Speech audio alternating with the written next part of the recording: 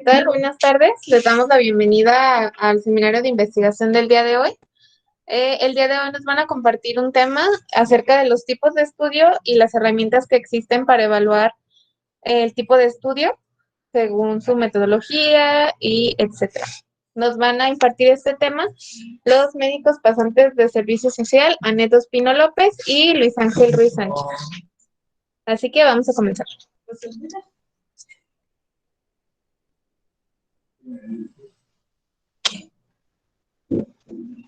Buenas tardes, mi nombre es Anet Ospino López.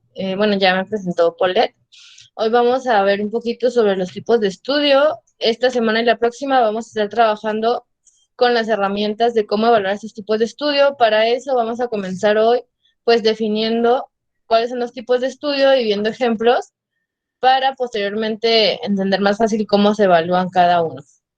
Y bueno, yo voy a empezar a presentarles sobre los estudios observacionales.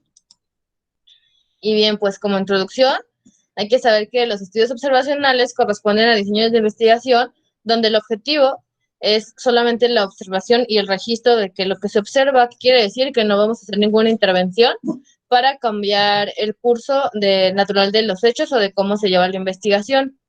Los estudios observacionales se pueden dividir en longitudinales o transversales de acuerdo al tiempo que vamos a realizar el estudio. Quiere decir transversales cuando es una sola intervención y longitudinales pueden ser prospectivos que se inicia y se da un seguimiento a futuro o retrospectivos donde iniciamos la investigación en el presente y nos vamos hacia el pasado para ver qué fue lo que pasó. Y bueno, también se van a dividir en descriptivos y analíticos.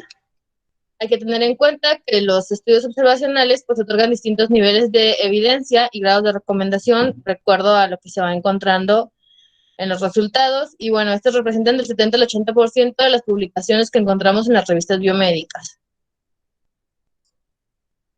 Y bueno, haciendo la pequeña distinción o clasificación que tenemos descriptivos y analíticos, recordar que los estudios descriptivos pues tienen como objetivo la descripción de variables en un grupo de sujetos por un periodo de tiempo. Habitualmente estos son cortos y pues estos no vamos a ver diferencias entre grupos de control y casos ni nada por el estilo, solamente es pues en una población. Y los analíticos, pues aquí sí se encarga justamente de comparar entre grupos de sujetos con características parecidas, pero claro que van a tener alguna diferencia y vamos a encontrar los hallazgos. Estos hallazgos pues se usan para informar sobre escenarios de tratamiento, prevención, etiología, daño o morbilidad, diagnóstico, pronóstico o historia natural de alguna enfermedad o algún factor de riesgo. En los contextos pues se van a obtener distintos niveles de evidencia con cada resultado. Y bueno, comenzando, tenemos los reportes y series de casos. ¿A qué se refiere esto? Pues es una descripción cuidadosa y detallada de casos clínicos, donde hay características de uno o de un grupo de sujetos que presentan un cuadro clínico. Esto usualmente se utiliza en enfermedades poco frecuentes, donde hay una manifestación poco usual de una enfermedad o que han sido sometidos a una modificación terapéutica o que respondieron de alguna manera inusual o inesperada o diferente a algún tratamiento que ya se tenía pues planteado.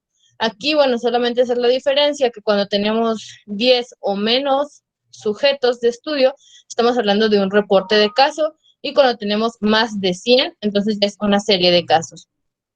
Y bueno, saber que este tipo de estudios confirman más del 70% de los artículos originales pues en la literatura biomédica que encontramos. Después tenemos los estudios de corte transversal. Estos, pues bueno, su característica fundamental es que todas las mediciones se hacen en una sola ocasión, como veíamos al principio, pues sería lo contrario longitudinal. Entonces aquí, pues no existen periodos de seguimiento. Los estudios que ejemplifican muy bien este diseño, pues son los estudios de prevalencia, donde pues vemos solamente o medimos la presencia de algún factor que permanecen pues estables en el tiempo, que pueden ser como sexo, grupo sanguíneo o van a darnos alguna asociación con algún factor de riesgo, alguna enfermedad, y se puede ya decir que son asociaciones estadísticamente válidas. Estos tipos de estudios nos van a ayudar, claro, a formular hipótesis, pero como es una sola intervención y no se da un seguimiento, no se puede comprobar la hipótesis o rechazarla. Entonces aquí tenemos una imagen que nos habla más o menos como de qué tipo pueden ser o ejemplos de cómo son este tipo de estudios de prevalencia. Puede ser prevalencia de obesidad, de diabetes, hipertensión arterial, dislipidemias, colelitiasis, cáncer gástrico, cáncer de colon o cualquier enfermedad o cualquier factor de riesgo. Y bueno, al final les vamos a compartir la fuente donde obtuvimos toda esta información. Si ustedes quieren pueden consultarla y van a encontrar varios artículos a manera de ejemplo que nos van a servir para entender un poco mejor todo esto. Y sobre los estudios de corte transversal nos menciona este artículo que hablaba sobre la prevalencia de enfermedad por reflujo gastroesofágico en la población general adulta que vive en la zona urbana. Entonces, pues esto nos da como un ejemplo para entender un poco mejor a qué se trata los estudios de corte transversal. Después tenemos los estudios poblacionales. Estos estudios pues miden dos o más variables que pretenden establecer si estas están relacionadas o no. Además, miden el grado de relación que existe entre ellas. Y bueno, su utilidad es conocer el comportamiento de una variable conociendo la otra. Y aquí el ejemplo que nos menciona el artículo o la fuente donde tomamos esto es algo que nos habla sobre la mortalidad por suicidio en Chile, tendencias en los últimos años, y ya nos da el periodo de tiempo en el que se realizó. Aquí, por ejemplo, en este estudio van a encontrar que, bueno, los resultados fueron que se asociaba la muerte por suicidio, sería una de las variables, y los resultados vieron que eran más prevalente en hombres, entonces esa es la otra variable, y ya se dan análisis de cómo se relacionan estas variables y si tienen que ver una para presentar la otra. En cuanto a los estudios de casos y controles, pues estos son un poquito más conocidos. Aquí pues se basan en la recopilación de datos ya generados, por ende estos estudios son de carácter retrospectivo. Aquí se permite pues un análisis comparativo de un grupo de sujetos que han desarrollado una enfermedad, a esos les vamos a nombrar casos, y un grupo de individuos que no presentan la enfermedad serían los controles.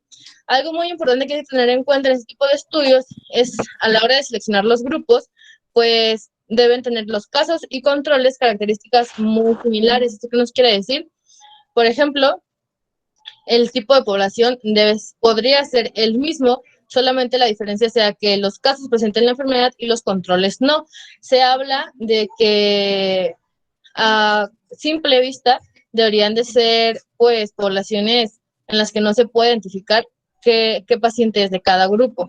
Y bueno, algo importante en la selección de aquí de estos grupos, pues se tiende a pensar llevar una relación de 1 a 1, es decir, pues un sujeto que esté en nuestro grupo de casos por un sujeto en el grupo de controles. Sin embargo, pues esto va a variar dependiendo de la disponibilidad de casos y controles, pudiéndose llevar una relación de 1 a 2, 1 a 3, incluso 1 a 4, porque pues vamos a ver que a veces no es tan sencillo contar con la presencia de tantos casos y controles que nos den una relación de 1 a 1. Y bueno, aquí está este esquema en la imagen donde nos habla sobre todo de cómo es la dinámica que se lleva a cabo los casos de estudios y controles. Y el ejemplo del artículo que nos cita es la existencia de mecanismos de degradación de colágeno en la matriz extracelular manifestada por expresión de estos dos genes en pacientes con hernia inguinal primaria. En este estudio lo que hicieron fue ver la expresión de estos genes en pacientes que tuvieron una hernia y fueron operados contra los pacientes que tenían las mismas características, pero no tenían hernia. Y bueno, a eso se refiere los estudios de casos y controles, igual lo pueden checar. Y los estudios de cortes. Bueno, recordar que una corte es un grupo de sujetos que siguen en el tiempo, y aquí lo que hacen es esperar la aparición de una enfermedad o de un factor de riesgo, que sería la variable de resultado, y por otro lado, un factor de exposición al que se le pueda atribuir el desarrollo de dicha enfermedad o de dicho factor de riesgo, que sería pues la variable predictiva. Bien, como nos dice, el objetivo es asegurar que la aparición de un caso nuevo de una enfermedad difiere de un grupo en el que se estuvo o no expuesto a un factor de riesgo, y es lo que nos trata de esquematizar aquí la imagen en la parte central de abajo. Nos habla de una población donde no estaba un factor de riesgo y una población donde sí estaba.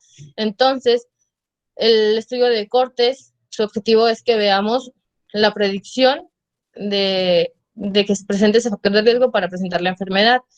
Y bueno, algo importante tener en cuenta en los estudios de corte es que el porcentaje de pérdida de seguimiento de los cortes no debe ser inferior al 80%. Y pues las cortes pueden ser simples y dobles, pueden ser retrospectivas o históricas, prospectivas o concurrentes y cortes especiales. Vamos a ver que también pueden haber cortes bidireccionales. Eso se refiere a que incluyen un enfoque prospectivo y retrospectivo. Y bueno, por último, la revisión sistemática. Las revisiones sistemáticas son estudios donde la población o nuestros sujetos de investigación proceden de otros artículos. ¿Qué quiere decir? Es como un análisis de publicaciones pues ya realizadas, donde se recopila la información generada por investigaciones clínicas de un tema determinado, la cual pues en ocasiones es valorada de forma matemática y se hace un metaanálisis.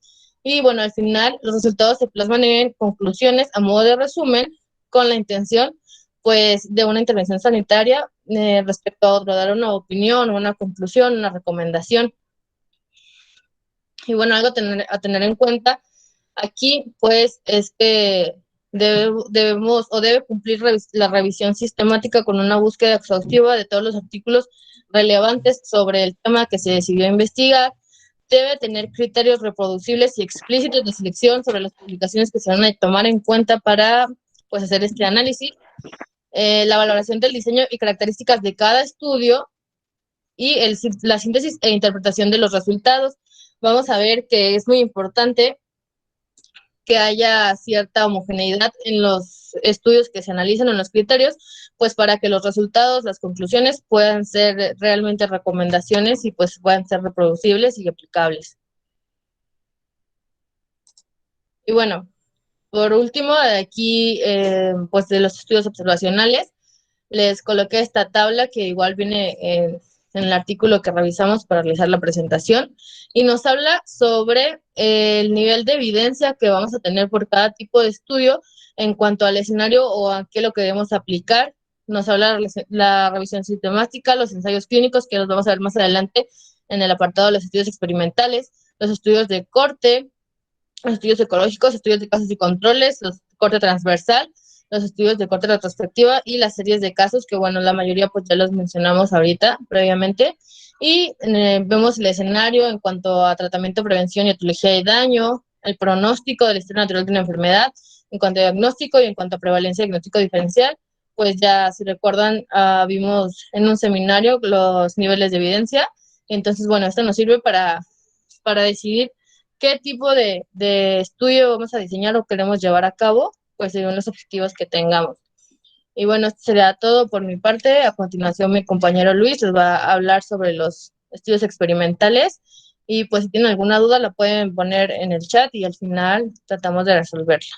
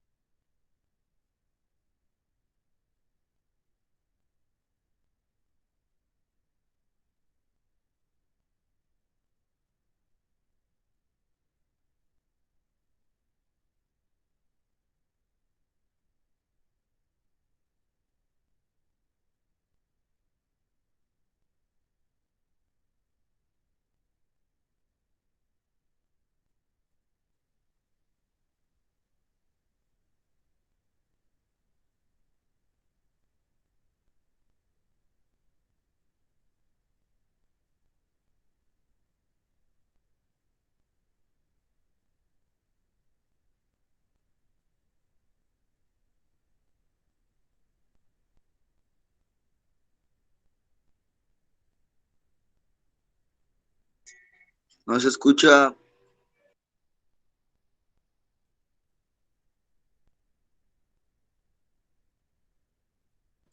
Ok, al parecer ahorita nuestro compañero le tuvo una pequeña falla con su presentación.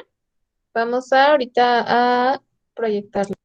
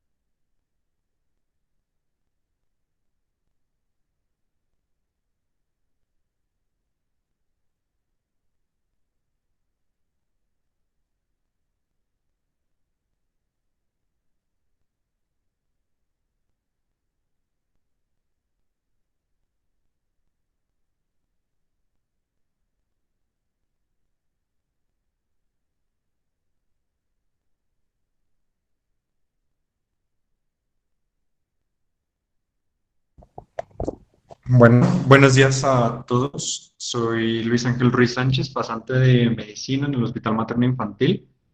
Y bueno, yo les voy a hablar acerca de los estudios experimentales.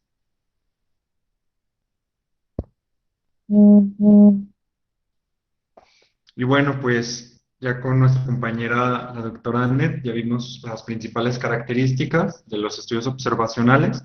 Ahora, por parte de los estudios experimentales, pues estos se van a caracterizar por valorar el efecto de una intervención, ya sea compararlo con otra intervención o comparar un grupo contra la intervención de un placebo. Por lo tanto, una de las cuestiones esenciales a planificar en este tipo de estudios es la forma en cómo se va a decidir que los participantes eh, participen pues, en este estudio, ya sea de forma aleatoria o no aleatoria, cómo es que van a recibir la nueva intervención y cómo se va a realizar también la comparación, si será comparación contra otro tipo de intervención o contra un placebo. También se caracterizan por ser de carácter prospectivo, es decir, a lo largo de cierto periodo de tiempo se va a estar generando esta investigación. Por lo tanto, también va a ser importante el seguimiento que se le va a dar a los distintos grupos de estudio. Y otra, pues que a lo largo del periodo que dure la investigación, pues se va a realizar la recolección de los diversos datos que la investigación pues nos vaya generando hasta finalizar la investigación.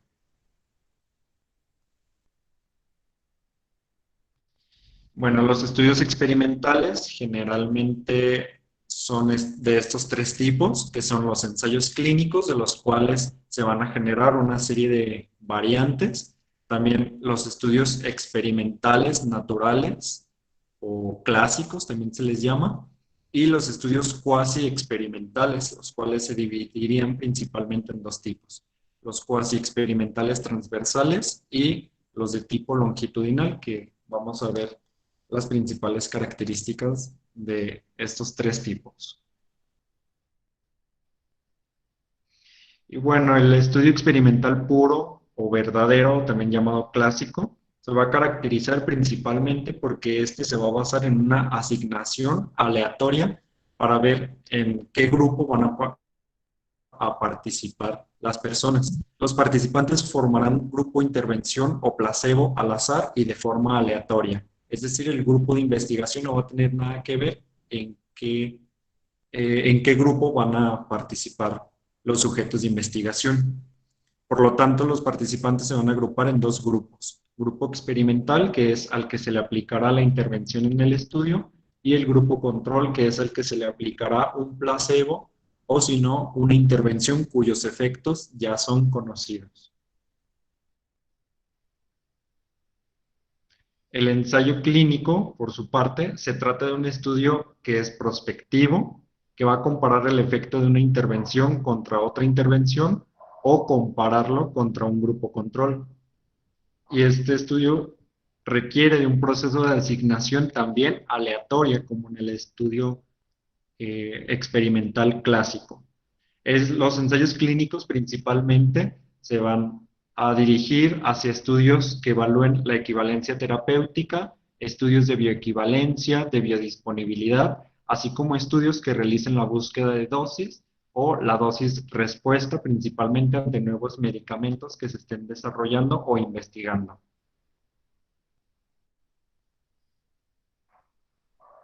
Y bueno, pues este es un esquema que nos presenta cómo se realiza el proceso de un ensayo clínico aleatorizado. Primeramente, pues tenemos una población blanco sobre la cual se va a estudiar y a través de las fórmulas que utilicemos para calcular el tamaño de muestra, así como nuestros criterios de selección y exclusión, pues vamos a tener nuestro tamaño de muestra o nuestro grupo de participantes. Estos participantes, de forma aleatoria y al azar, se van a designar ya sea al grupo experimental o al grupo control. Y pues cada grupo se le va a dar el debido seguimiento para al finalizar el estudio, pues ver el desenlace y el no desenlace de cada uno de los dos grupos participantes. Es decir, sobre qué sujetos si hubo una, un efecto y en cuál de los grupos no hubo el efecto que se esperaba. Y los tres fases de este tipo de estudios es la selección y el reclutamiento de la población y la muestra, la asignación de la muestra hacia cada grupo de intervención y por último el seguimiento que se les da a los grupos. Por la parte de los estudios cuasi experimentales, estos se van a caracterizar por, a diferencia de los estudios que veíamos anteriormente, estos no van a tener una asignación aleatoria ni al azar. Por lo tanto, va a ser el equipo de investigación el que va a decidir qué participantes van a recibir la intervención en la evaluación, si van a participar en el grupo control o en el otro grupo. Por lo tanto, estos se definen como un conjunto de estrategias de investigación para la valoración de una intervención en función del tiempo en circunstancias en que no existe aleatorización. Como ventajas, los estudios cuasi experimentales se van a caracterizar por ser estudios más simples y estudios más económicos que un ensayo clínico.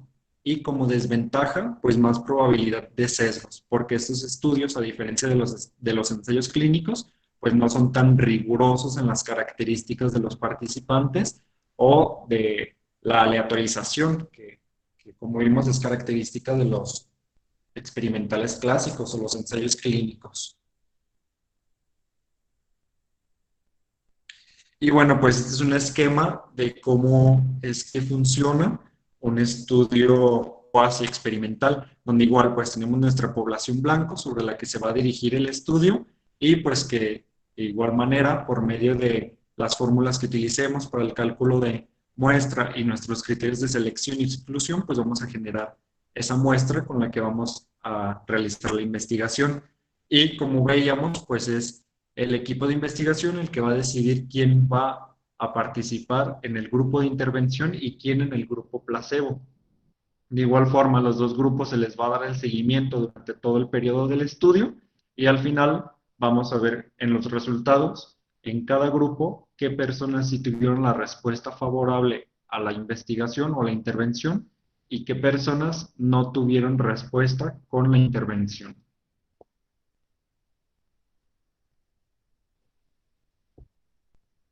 Y bueno, esas serían las características generales, más básicas y específicas de este tipo de estudios.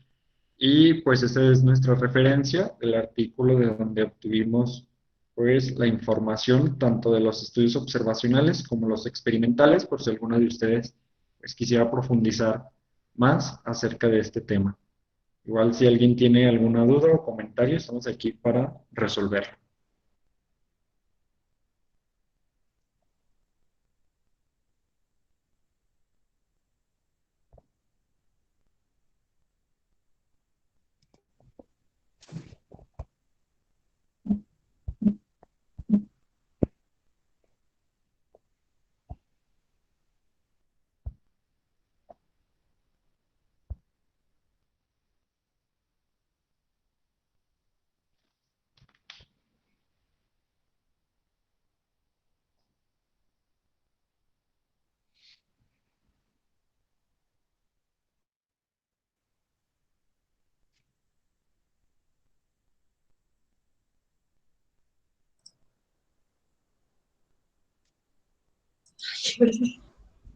Bueno, les agradecemos mucho la información. Yo creo que pues es un tema que todos debemos de tener conocimiento para tanto saber interpretar la información que leemos y tener un fundamento al momento de atender a nuestros pacientes, así como para poder generar más conocimiento nuevo en base a una buena metodología, etcétera.